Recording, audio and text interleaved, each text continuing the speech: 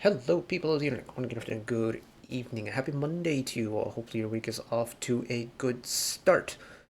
Walls, welcome back to this Lucy deep dive that we are doing. The quick and dirty Lucy deep dive where we cover just a whole bunch of MVs and things like that. We've got 3 songs on the docket today. We've got the MVs for Hero, I Got You, and Irrelevant Answer. Those are the next 3 in terms of songs that I could find that had MVs.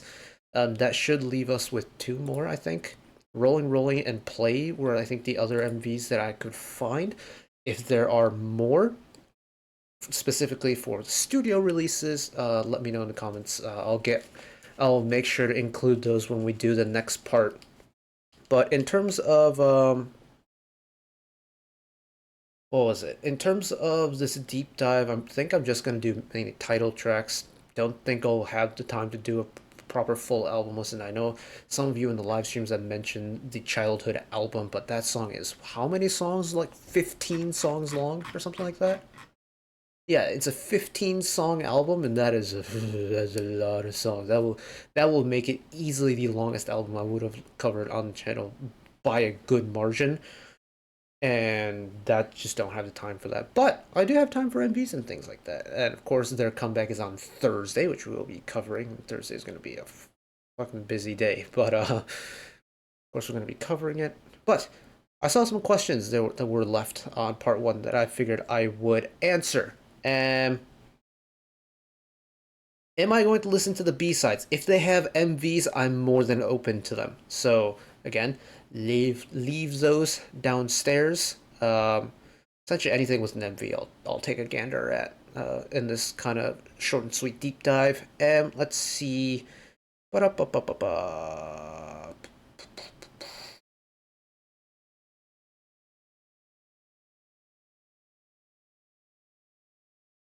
I guess that's it for questions. There were a lot more just general comments than questions. I thought there were more comments, but maybe YouTube just isn't pulling them up. But essentially, if you have questions on how this is gonna like progress on forward, just leave them below, and I'll get around to them. So let's start off with a little bit of Hero one time. Now we're getting into the territory of Lucy music that I don't really know. So like, Snooze and I mean we didn't check out Flare last time, but Snooze and Flare were 2 songs that Lucy performed during the finale sections of Superman. So I was familiar with them to a certain extent. Of course, I was familiar with the versions with Gifts Yi Ju-hyuk on vocals instead of Mr. Sang-yeop. But these are going to be songs that, to my knowledge, I've never heard before. So let us approach them how we do normally. We have got subs. We have got 1080p. That's okay. And we've got music to check out. So here we go.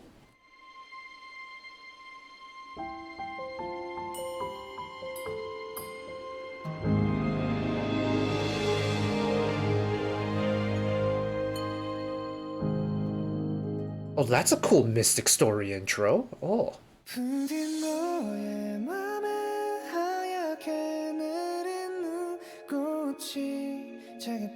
Start off with a little bit of Guanyal action.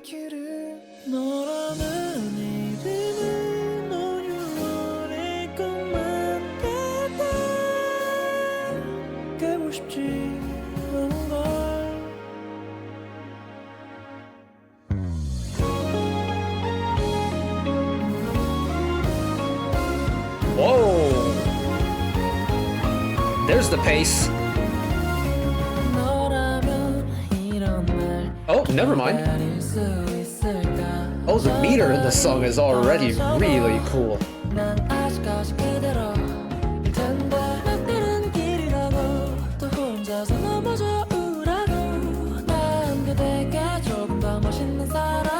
That's kind of giving me, with the like middle like flower station thing, is kind of giving me TARDIS vibes. The music though, very different.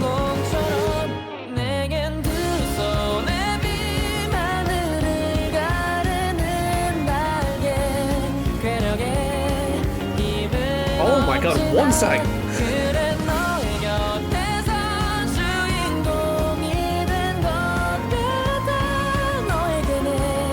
One second, his right hand are moving crazy.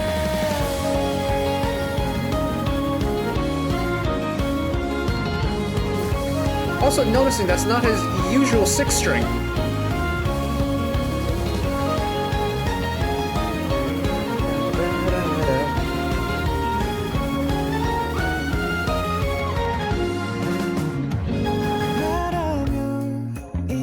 Whoa. And the breakdown into the halftime beat for the verses. So cool. Oh, oh, oh. Mr. Cho won sang. Oh. Behave yourself on that bass.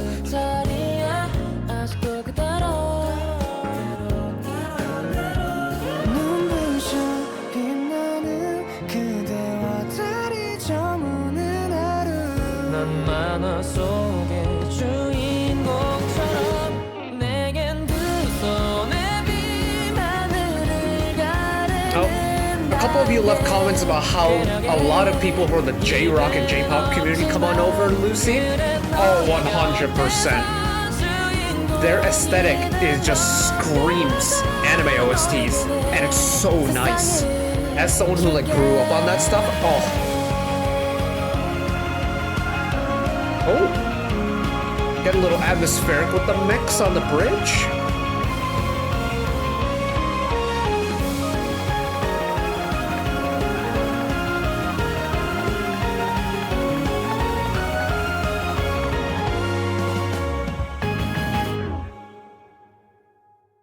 That's not the end of the song, is it? No, it can't be. No!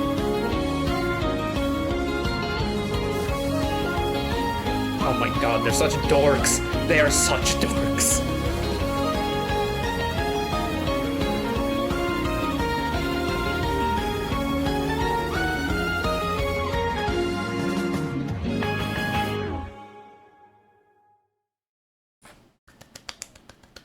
It's really nice. It's really nice. There is that kind of extraterrestrial? No, that kind of out-of-world aesthetic to this song.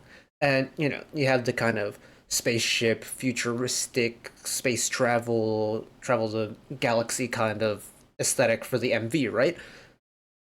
But the music itself genuinely does give me that kind of sensation. It feels like they're...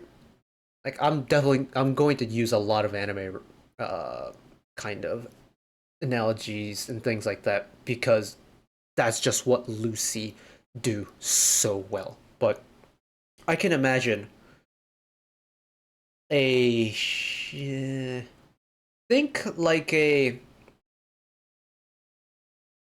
If any of you have seen Uchusenkan Yamato, space battleship Yamato, it's think that kind of storyline, like a group of adventurers or a group of soldiers or whatever.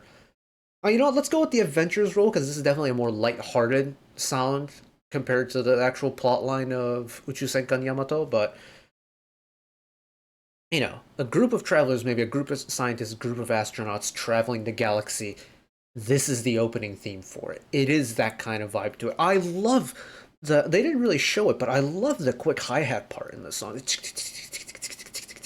And then Wonsang on bass just needs to take a chill pill and calm down because he's doing the most. I mean that in the best way possible. He's doing the most. And just the way the song picks up on the chorus is so tasteful. And oh, I do understand why like the Japanese J-pop, J-rock community really likes Lucy, because it's very much kind of like it's their ballpark kind of in terms of sound. If you had to assign a genre that's closest, it is that relative area of music from Japan. And they do it so well. And what was it? There's a Japanese band that I found out through anime OSTs that has a very similar vibe in the kind of playful, kind of quirky music. I think they're called Sumika. They did the opening for Love is Hard for an Otaku, or Otakoi. Otaku ni koi wa muzukashii. Their song Fiction is the most complicated and complex, yet really quirky and high energy song I've heard from like an anime OST in a very long time, and it's very similar to Lucy in that regard, and I quite like their music. And I love seeing all the tie-ins with Lucy between Lucy and Sumika, and it kind of makes me feel at home a little bit because I love like when it comes to anime genres and like mangas, I love a really cheesy rom com, and I love a slice of life anime. I love a little adventure anime, isekai kind of, but just those three genres overall, I feel like Lucy would do a really good job with, and live with their stuff. So let's keep moving. I got you. Much more the classic Mystic Story artist or label stinger.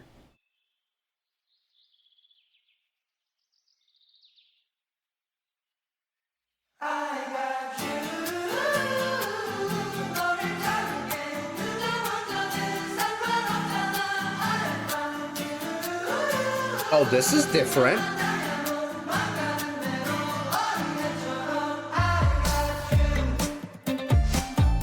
Oh, oh.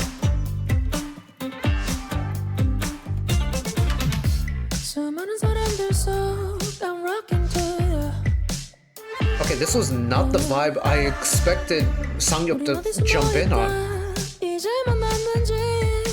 Oh, he's so smooth with it.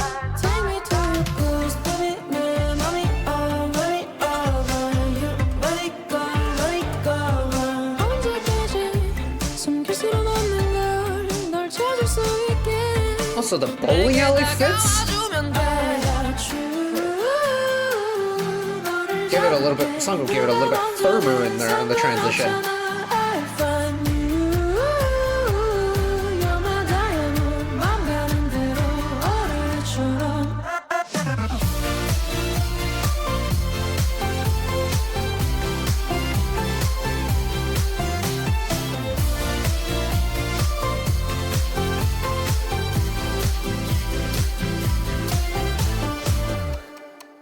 Oh, this is so cool.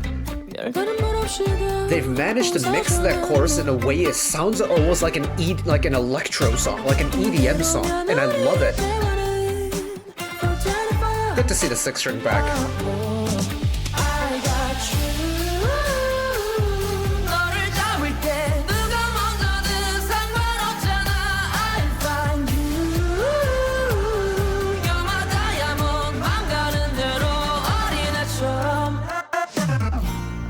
Oh, fake drop. Oh, how dare you guys. Oh, I was ready to hit that drop. Nope. Straight to the bridge.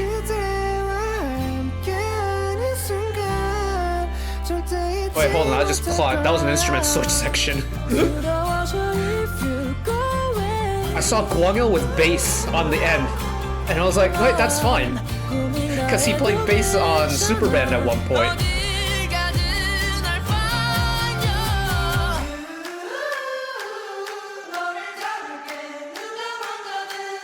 Had this atmospheric mixes.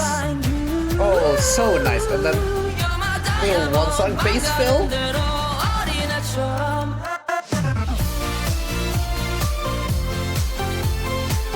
Yeah, this has such feel-good EDM vibes, and it's so cool.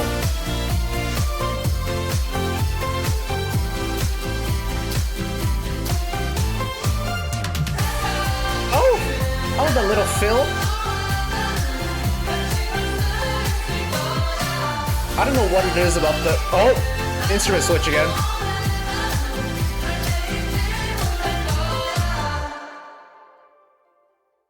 Okay, Yechan's smile as they're doing the instrument switch is freaking precious. Where is it?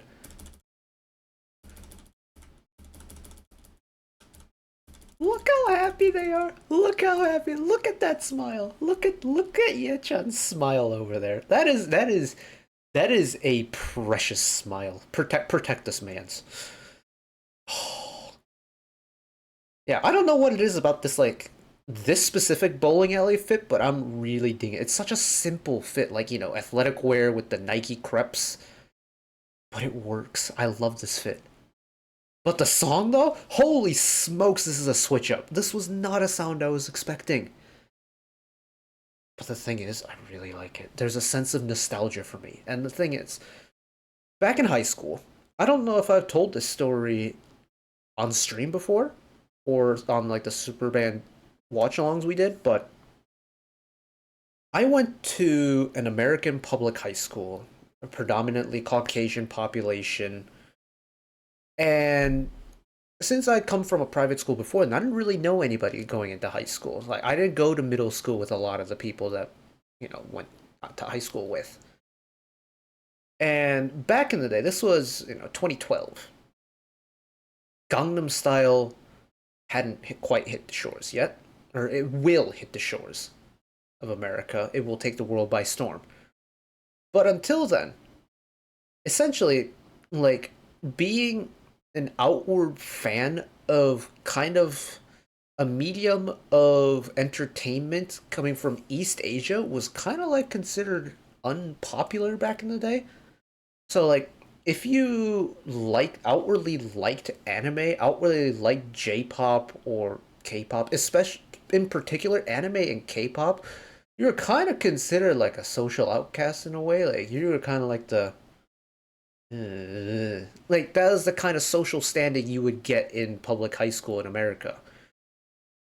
And being coming from a private school where I didn't know anybody, like I did everything I could to make sure that like my social reputation was like squeaky clean as best as possible. And I mean, admittedly, I did end up getting like the kind of academic tryhard label by the end of high school, but that's besides the point. I didn't outwardly listen to K-pop. I didn't outwardly, watch anime and things like that. It was all internal. And even with K-pop, I didn't even touch the like genre until like the end of high school. But in its place, I listened to a lot of EDM because that was what's popular back then. Gaming YouTube was kicking off. You had a whole lot of people using like Monster Cat, non-copyright sounds, and like EDM was the thing. And listening to I Got You takes me back to that time in my life. The chorus drop, specifically.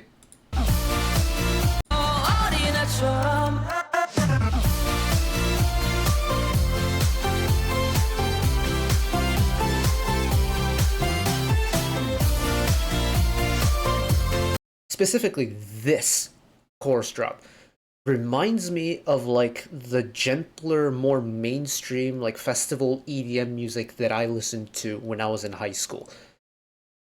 And while there are on occasion instances where listening to like K-pop now will take me back to that type of place, where it'll have similar sounds, especially EDM-based songs will take me back to this. I have not felt this much nostalgia from a song than I've felt with I Got You in a very long time. It's so cool. Because this is a band doing it. And admittedly, Wonsung is an extremely talented producer, and Lucy understand their band and their music. But this to me just screams EDM, like 2013 EDM, and I adore it. It's so precious. Now don't get me wrong, I love a little bit of a quirky and experimental Lucy, but this is like a warm plate of, I don't know what a comfort food for you guys would be, but like your comfort dish. This is like a comfort dish for me. Sorry for my incessant rambling on that one. We'll keep her moving. This should be, what is it called? Irrelevant answer, right.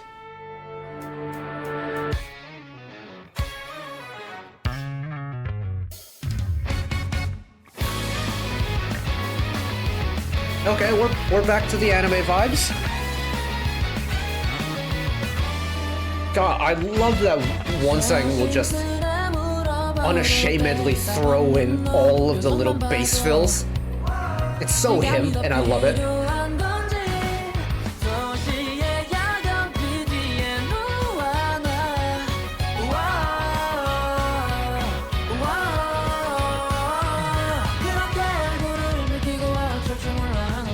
This overall is a busier song altogether. A lot more moving parts in the four instrumental parts.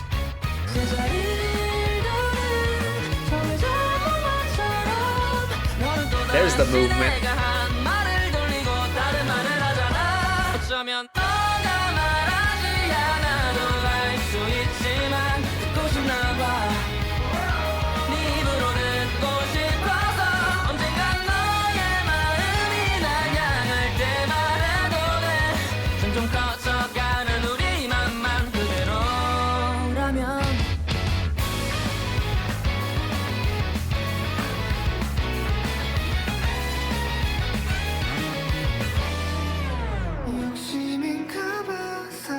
wonder how tired Wonsang's playing hand gets after like a Lucy stage set. Because he's so busy on that bass, and the way you kind of pronate your hand when you're doing a running bass is not very comfortable.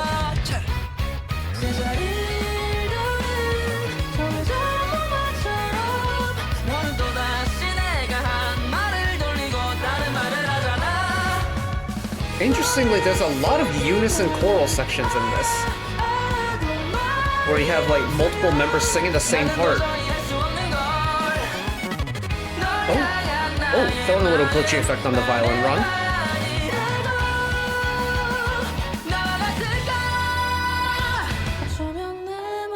Oh. That's a contrast moment right there.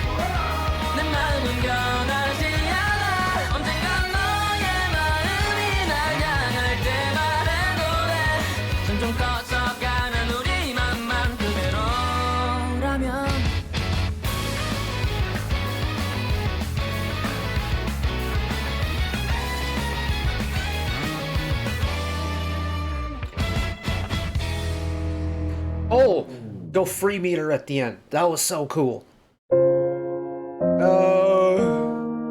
And the Mystic Story label stinger at the end. Surprised they put it at the end and not at the beginning. You know what it is? With, oh shoot. Spotify, help me. Irrelevant answer, thank you.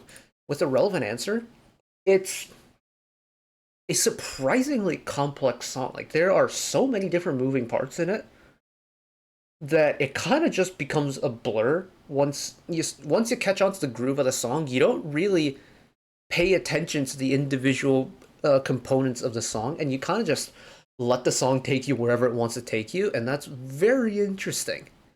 Just typically for me, whenever a song gets complicated, I try to and like understand it piece by piece.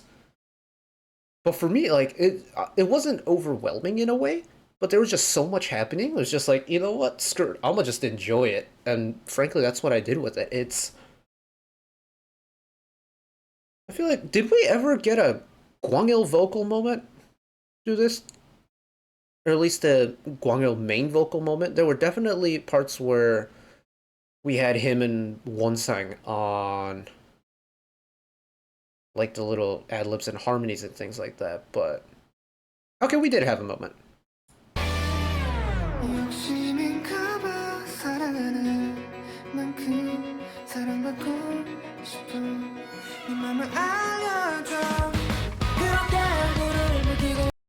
Very Sangyup heavy song. Not mad at it though. In fact, Gwangil's voice in comparison to Sangyup is like the polar opposite, right? Very smooth, mellow tones, kind of breathy delivery. Sangyup's vocal, very high, very sharp, very punchy, right? So in a song that is as intense as Irrelevant Answer is, I can understand why Sangyup takes like the lead role when it comes to the vocal. Because like, to kind of accommodate a Gwangil vocal part, you do kind of need to bring the energy of the song down a little bit. And with a song that does get this intense, you kind of can't afford to kill the energy off too much, if that makes sense. Like, the charm about Irrelevant Answer is the fact that it is a pretty quick and high energy song. And sure, you know, create contrast for things like the bridge or a choral, like a verse into pre-chorus moment, drop the song down, you know. Bring the focus back into the song a little bit. Sure, use Gwangil's voice. But Gwangil's voice paired with the peak intensity that the song has in the chorus just naturally just doesn't fit. And that's why you have Mr. Choi Sang-yup with his very sharp voice to come in play. So I can understand that from a point. But I don't know if it's because he didn't get more vocal parts, but I feel like Gwangil's drum parts were a lot more complex than anything we've listened to so far. Or at least it was portrayed to be a more busy part. I think with I Got You, the drum part, they might have done some in the production side of things, and in Hero as well.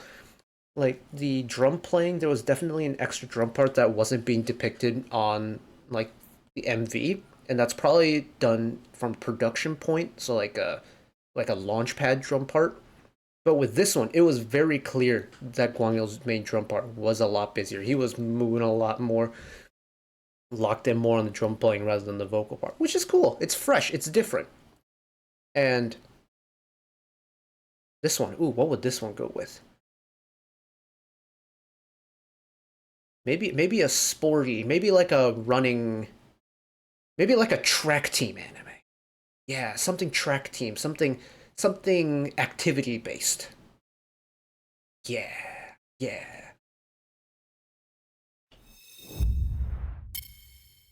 And that's it for part two of the Lucy deep dive. I know I went off on tangents and waffled and rambled a lot this one. I don't know why, but Lucy just gets the talking side of my brain all fired up. Like, listening to Lucy just makes me want to talk about like anecdotes and music and things like that. And I think that's really interesting. Because I don't feel that way when it comes to a lot of groups. But with Lucy, I feel like whenever I listen to their music, I can just talk. And I hope I hope like my talking and the kind of, I almost want to call it incessant rambling at this point, but is entertaining for you all because I'm just kind of speaking about whatever thought pops up in my mind, and I hope it makes sense and I hope it's somewhat interesting. But Lucy are such a good time, man. I'm so excited to keep going with this. I'm so excited for this.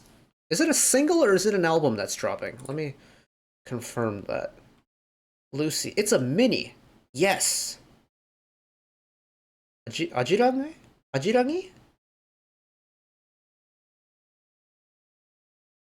Very excited for. I'm so. Oh, I've just also seen on Thursday the new Triple S unit also drops. Oh man, that is the 17th is gonna be a fun day. But that is it for me today. Thank you all for watching along and listening along with me. Hopefully you enjoyed it as much as I did. One last request from me today. Let's work together as a community to bring a little bit of extra happiness back into the world, whether it be checking with your friends and family, holding the door open for somebody, even picking up a piece of trash off the street. Just one small act of kindness that may brighten up someone else's day to day. And know that wherever you are in the world, should you ever be going through a tough time in your life, for whatever reason it may be, even though I'm just some guy on the internet who waffles about music in his free time, know that I will always be your friend, ally, and a shoulder to lean on whenever you need me. So take care of yourselves, take care of each other, spread the love, and I'll see you next time. Oh, and also, if there are any more MVs that I am missing, we're watching Rolling and Play on the next installment, so if there's any more MVs that I'm missing, let me know below. I will make sure to include them before Thursday. So, looking forward to your comments, looking forward to anything that I've missed, and I'll see you next time. Bye bye.